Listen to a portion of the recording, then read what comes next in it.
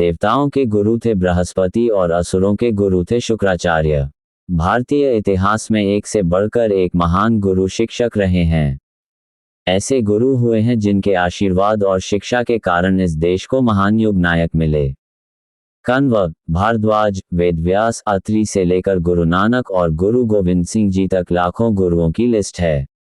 वेदव्यास। प्राचीन भारतीय ग्रंथों के अनुसार महर्षि वेदव्यास को प्रथम गुरु का दर्जा प्राप्त है। महर्षि वेदव्यास का जन्म ऋषि पराशर और सत्यवती के संयोग से हुआ था, जो एक द्वीप पर हुआ था, इसलिए उन्हें कृष्ण द्वैपायन भी कहा जाता है। तभी तो गुरु पूर्णिमा वेदव्यास को समर्पित है। महर्षि वेदव्यास भगवान विष्णु के अवतार माने जाते थे। इनका पूरा नाम कृष्णद्वैपायन व्यास था। महर्षि वेदव्यास ने ही वेदों, 18 पुराणों और महाकाव्य महाभारत की रचना की थी। महर्षि के शिष्यों में ऋषि जैमिन, वैशंपायन, मुनि सुमंतु, रोमहर्षण आदि शामिल थे। महर्षि वाल्मीकि। रामायण की रचना महर्षि वाल्मीकि ने की थी। महर्षि वाल्मीकि कई तरह के अस्त्र शस्त्रों के आविष्कारक माने जाते हैं। भगवान राम और उनके दोनों पुत्र लव कुश महर्षि वाल्मीकि के शिष्य थे। लव कुश को अस्त्र शस्त्र चलाने की शिक्षा महर्षि वाल्मीकि ने ही दी थी, जिससे महाबली हनुमान को बंधक बना लिया था। वाल्मीकि एक महान ज्ञानी और तपस्वी थे, जिन्होंने अपने ज्ञान और तपस्या से समाज को लाभ पहुंचाया। वाल्मीकि का बचपन का नाम रत्नाकर था और वे डाकू थे, लेकिन एक घटना के बाद उन्होंने धर्म का मार्ग अपनाया और ऋषि बन गए। महाभारत के दौरान भी वाल्मीकि जीवित थे और उन्होंने युधिष्ठिर को शिव की पूजा करने के लाभ बताए थे। वाल्मीकि शिव के भक्त थे और उन्होंने शिव की आराधना की थी। गुरु द्रोणाचार्य। महाभारत में धृतराष्ट्र और गांधारी के 100 पुत्रों और राजा पांडु के 5 पुत्र इनके शिष्य थे। द्रोणाचार्य एक महान धनुर्धर गुरु थे। गुरु द्रोण का जन्म एक द्रोणी यानी एक पात्र में हुआ था और इनके पिता का नाम महर्षि भारद्वाज था और ये देवगुरु बृहस्पति के अंशावतार थे। अर्जुन और एकलव्य ये दोनों श्रेष्ठ शिष्य थे। अपने वरदान की रक्षा करने के लिए इन्होंने एकलव्य से उसका अंगूठा गुरु दक्षिणा के रूप में मांग लिया था। गुरु द्रोण देवगुरु बृहस्पति के अंशावतार थे।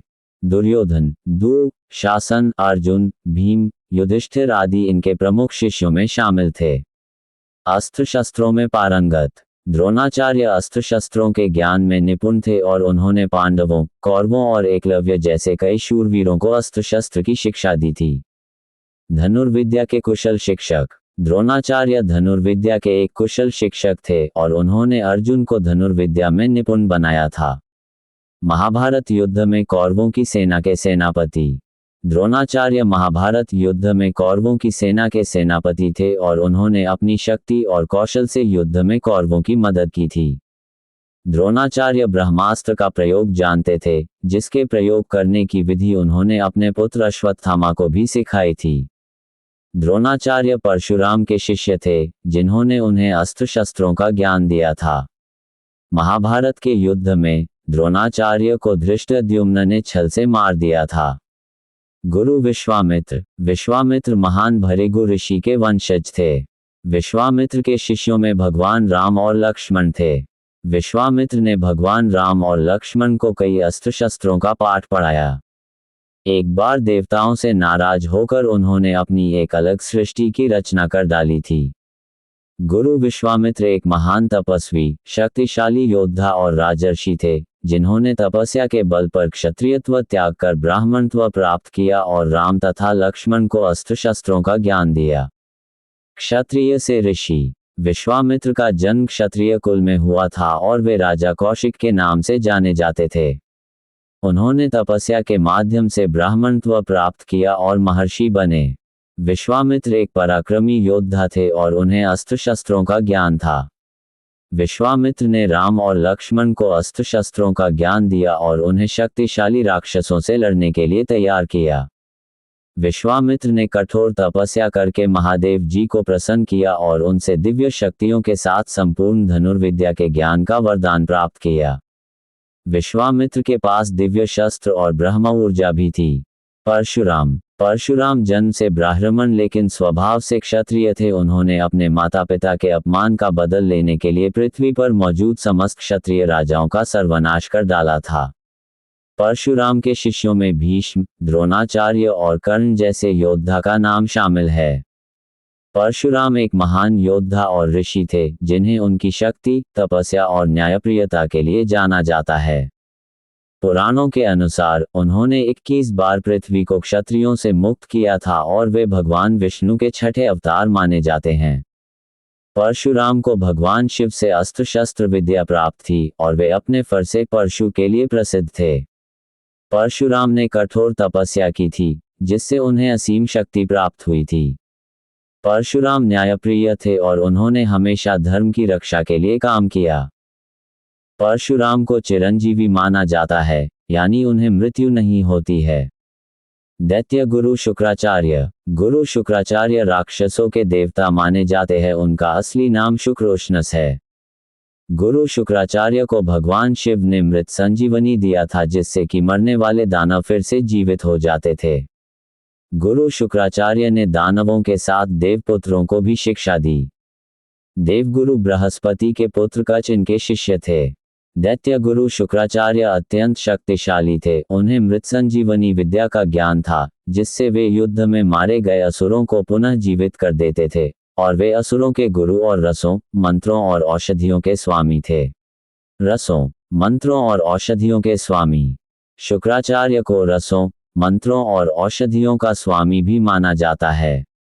तप और साधना। शुक्राचार्य ने असुरों के कल्याण के लिए कठोर तपस्या और साधना की थी, जिससे भगवान शंकर प्रसन्न हुए और उन्हें वरदान दिया।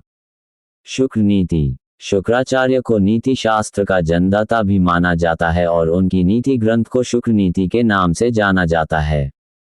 भगवान विष्णु से दुश्मनी। ऐसा माना जाता है कि शुक्राचार्य की माता की मृत्यु का कारण भगवान विष्णु थे, जिससे शुक्राचार्य में भगवान विष्णु के प्रति क्रोध उत्पन्न हुआ। शिव ने निगल लिया। एक कथा के अनुसार शुक्राचार्य ने कुबेर की संपत्ति का अपहरण किया था, जिससे शिव क्रोधित होकर उन्हें निगल गए थे, लेकिन बाद में शुक्राचार्य शिव की देह से शुक्ल कांति के रूप में बाहर आए।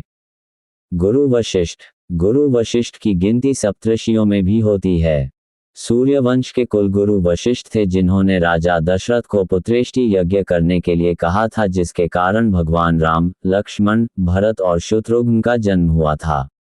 इन चारों भाइयों ने इन्हीं से शिक्षा दीक्षा ली थी।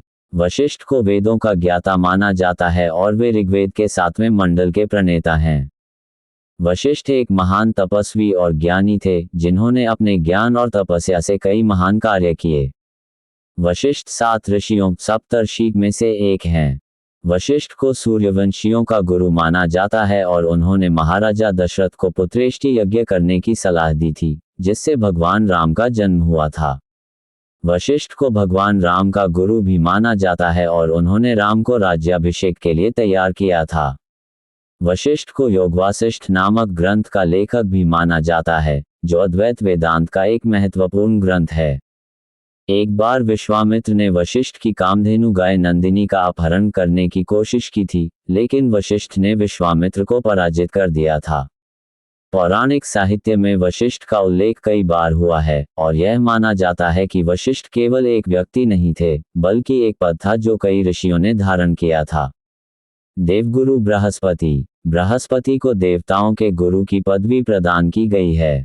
देवगुरु बृहस्पति ऋक्षोग्र मंत्रों का प्रयोग कर देवताओं का पोषण एवं रक्षा करते हैं तथा दैत्यों से देवताओं की रक्षा करते हैं। युद्ध में जीत के लिए योद्धा लोग इनकी प्रार्थना करते हैं।